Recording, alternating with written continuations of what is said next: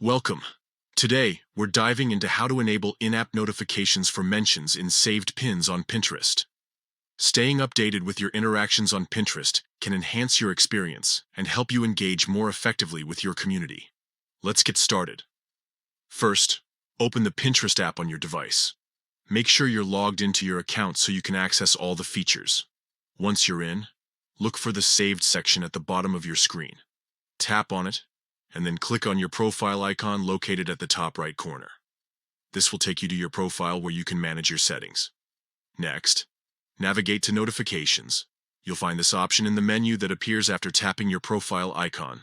Here, you can customize how you receive updates about your pins and activities. Now, under the section labeled Pins You Saved, look for Mentions.